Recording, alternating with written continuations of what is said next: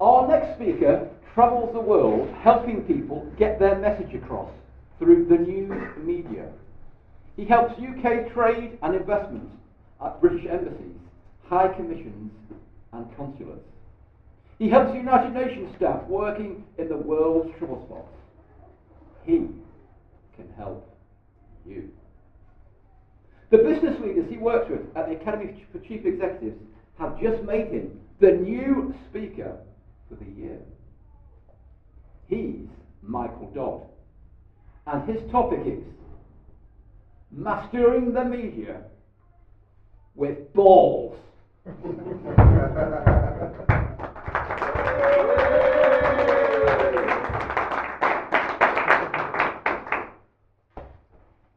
If you want to play with the media and you want to be successful, it's something that you can do. It really is a learnable skill. We're going to learn a tiny little bit about it in the next 10 minutes.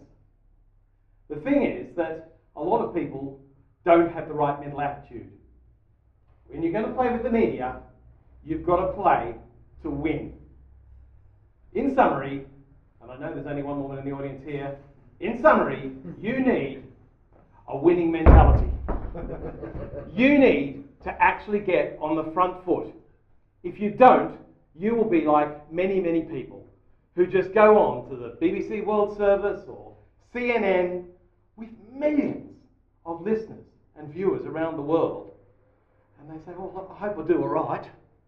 Or even worse, I hope they ask me the right questions. I'm a journalist. I'm here today not to defend the media, but at least to explain it. Ask the right questions. It's our job when we're interviewing you to ask you the wrong questions. We need to ask those questions that are really scary, sometimes, if the issue demands it.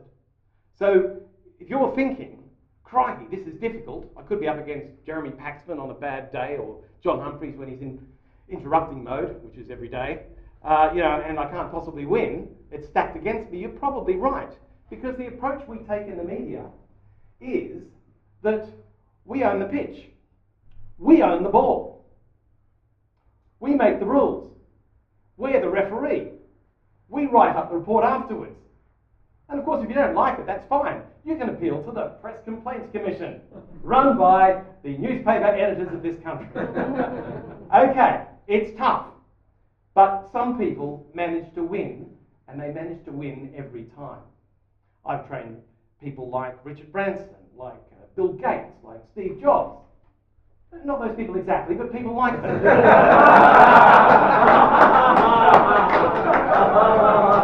People with the right winning attitude. People like you. People with loads of potential, but if you don't know what you're doing in a media interview, you can get in all sorts of bother. So with everything stacked against you like that, what are you going to do? How are you going to have this right mental attitude?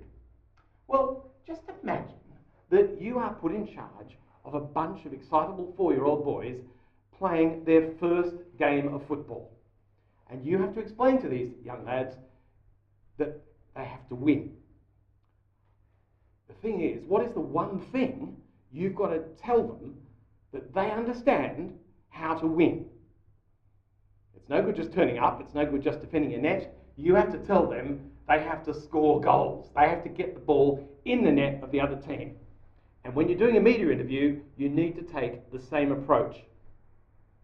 You need, on every question that Jeremy Paxman might ask you, or even a softer interview, because sometimes it's those soft interviewers that actually ask the really penetrating questions like, what do you do? Or things like that, yeah? You need to score a goal every time. That's how to be a winner. Now, just suppose you did really well with those 4-year-olds, yeah? You did really well, they scored some goals, you were so good, they put you in charge of the mission to win the next Football World Cup of the team of your choice. Could be Scotland, could be England, could be Australia, yeah? If you were in charge of that football team, would you just turn up on the first day of the competition and hope for the best? Of course not. You would plan for it. You would prepare for it. You would practice for it. And that's what you need to do with media interviews. It's a learnable skill. It can be done. But you need to make sure that you have a winning mindset, that you are going to, on every question, turn it into a winning answer. So what don't you want to do? You don't want to play ping pong. Yeah? You don't want to be just cornered by the media, because the media love negative questions. Are you hopeless? Are you useless? Are you the worst professional speaker in the world? Now, people playing ping pong just hit the ball back. So if I ask that question, are you hopeless? They say, no, I'm not hopeless. Are you useless? No, I'm not useless. No, I'm not the worst professional speaker in the world. But that's not good enough. It doesn't work. I'm going to demonstrate it, because I'm going to ask you those exact questions. If you get this ping pong ball, all you have to do is catch it. I'm going to throw it to Mindy first. She's good at catching. Yeah? You have to catch it and just repeat back what I say. So I'm going to say, are you hopeless? You say, no, I'm not hopeless. Yeah? Okay? Mindy, are you hopeless? No, I'm not hopeless. Okay. Right. Steve, are you useless? No, I'm not useless. Okay. Rod, are you the worst professional speaker in the world? No, I'm not the worst professional speaker. Thank you. Was that? No, surely not. No.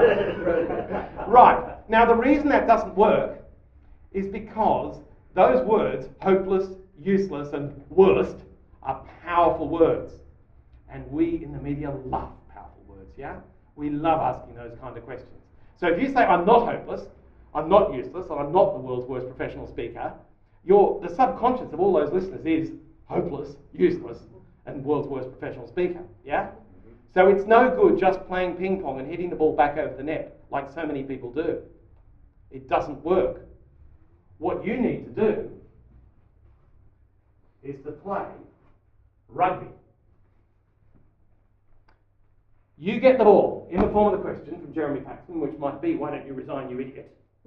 And you need to run up the other end of the field and score a try under the post exactly where you want it. So I'm going to ask those same three people the same three questions.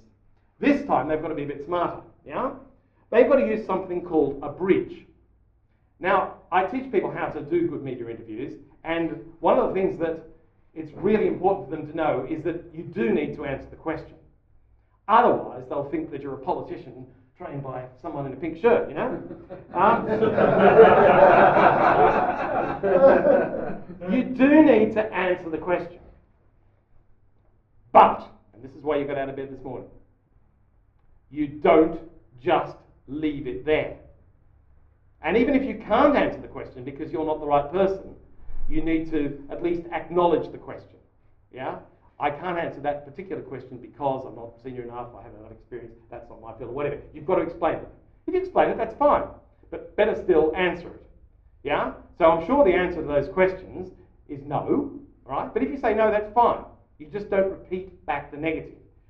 So you say no, and then you bridge, right? Now this means a little form of words, something like, but what's important here is. What the audience really need to understand is. And then you take the ball down the end of the field and you give us something impressive. Preferably, the best thing that you can say on that topic. Okay? So I'm going to throw the ball to Mindy. I'm going to ask her the same question. She's going to say no. Then she'll bridge, which could be something like, but what you really need to understand, what the audience need to know is, and then she's going to say, in one sentence, the best thing that she can say. Okay? So when the ball comes to you, you're playing rugby this time. Yeah. You're not being murdered by the media, you are controlling the media. Watch. Mindy, are you useless?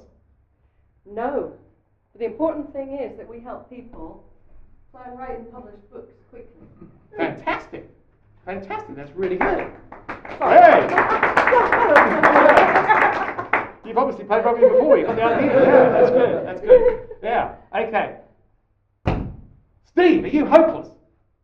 No. What the audience needs to know that we can only work with debts that are actually recoverable. When people follow my system, I get them all of their money back every time. That's fantastic. What a wonderful person to do. So here's the toughie.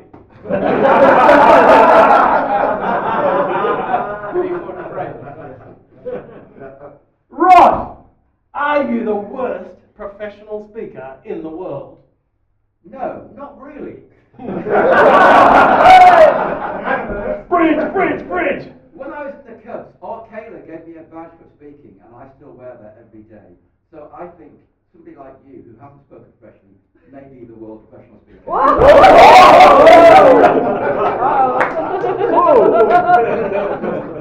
There is one rule. Remember what I said about the pitch and the rules and whatever? You don't attack the pitch.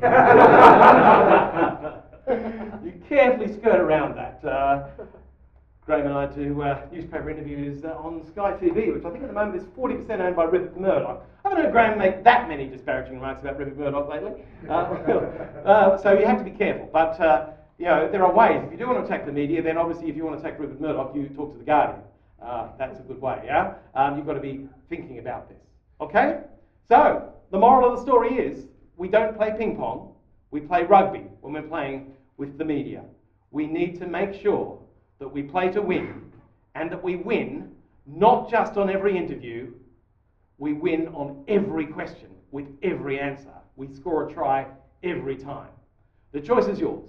You can be Tony Hayward of BP and just blame other people and not think that training is very important at all, and you can see billions wiped off your share price and off your reputation if you're in the corporate world, or off your personal reputation if you get it wrong in your own right as a speaker.